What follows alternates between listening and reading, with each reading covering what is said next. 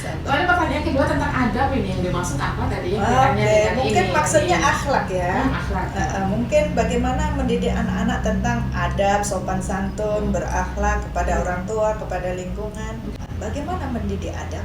Mulai dari kedua orang tuanya. Dalam Islam, pendidikan anak-anak untuk mendidik adab pribadi dan seterusnya tidak hanya setelah lahir saja. Bahkan ketika anak-anak di dalam kandungan, benih yang diberikan pun harus benih yang terbaik, maka orang tuanya harus menjadi orang tua yang baik. Tapi harus ingat bahwa setiap anak punya fitrahnya, maka orang tua harus mengenali fitrah masing-masing itu. Sehingga kita tahu cara memperlakukan, cara mendidik, cara mengajari anak-anak sesuai dengan fitrahnya. Menyentuh akal dan kalbunya. Lingkungan juga memiliki pengaruh. Nah, orang tua punya peran memilihkan anak-anak lingkungan yang terbaik. Karena ada hal-hal yang itu dalam kontrol kita, tapi ada banyak hal yang itu di luar kontrol kita. Siapa yang mengontrol? Hanya Allah. Maka mintalah kepada Allah ketika anak-anak jauh dari kita, selalu dijaga oleh Allah. Hasilnya gimana? Usaha sudah, berdoa sudah, tawakal, serahkan kepada Allah, apapun hasilnya, ikhlaskan. Begitu anak-anak sudah sekolah, apalagi makin dewasa, makin remaja, kita nggak tahu lagi mereka akan bertemu dengan siapa, di mana, siapanya seperti apa. Itu udah di luar kontrol kemampuan manusia. Itulah yang di luar kemampuan itu yang disebut takdir. Anak-anak akan ketemu siapa, itu takdirnya. Kita hanya bisa mengarahkan ketemu siapapun. Anak-anak kalau sudah punya kepribadian, itu yang dibentuk dari kecil yang saya bilang tadi, kewajiban orang tua mendidik, mendampingi. Ya.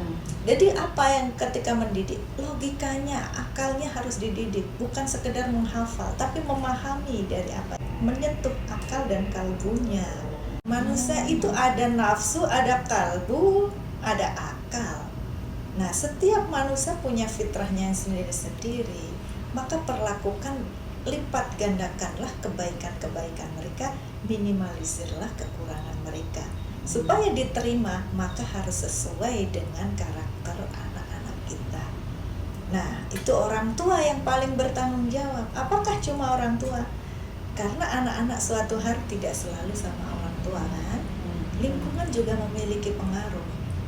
Misalnya, adab misalnya, kalau di Jawa, kenapa sih anak-anak kalau pergi diajari salaman? Gimana supaya mau salaman ketika pergi? Ya kita latih, kita harus memulainya dari sejak dini. Siapa yang mengajari? Ibu biasanya. Ibu, bapak, harusnya bapak.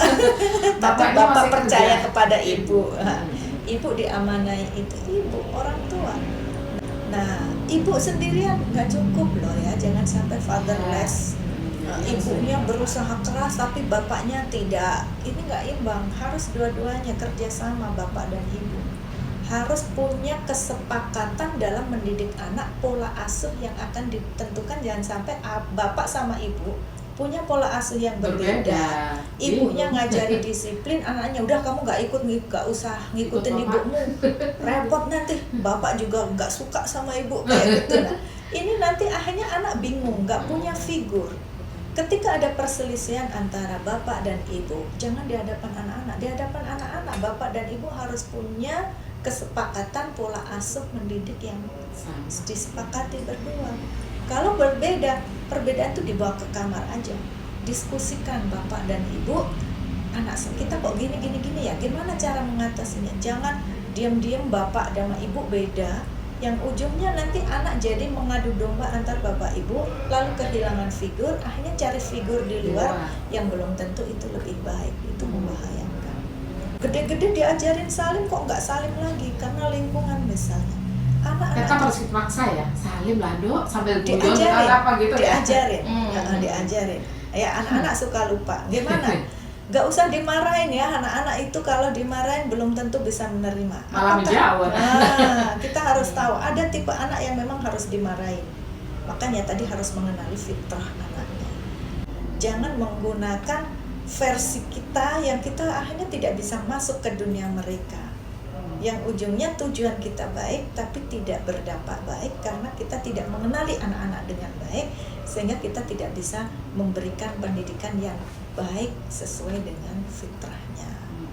Dan di luar kendali kita, anak-anak masuk ke lingkungan yang tidak kita harapkan, kita pun juga harus mendidik lingkungan. Berdakwah itu wajib, ya, berdakwah itu wajib. Kok kita bapak ibu udah sepakat mendidik anaknya disiplin, kadang nenek memanjakan gitu ya, memanjakan misalnya. Ya harus kita beritahu. Iya, kita kasih tahu, Nek, ini anak ini gini, nanti begini, didiskusikan dengan baik-baik. Baru kemudian ada hal-hal di luar itu di masyarakat dan seterusnya, doakanlah. Karena ada hal-hal yang itu dalam kontrol kita, tapi ada banyak hal yang itu di luar kontrol kita. Siapa yang mengontrol? Hanya Allah. Maka mintalah kepada Allah ketika anak-anak jauh dari kita, selalu dijaga oleh Allah. Hasilnya gimana? Usaha sudah, berdoa sudah, tawakal, serahkan kepada Allah. Apapun hasilnya, ikhlaskan. Ya itu yang terbaik. Yang penting tidak ada kata terlambat untuk mendidik anak di skadung itu, tetap kita doakan, ikhtiar juga selalu ada. Betul, ikhlaskan saja. Ikhlaskan.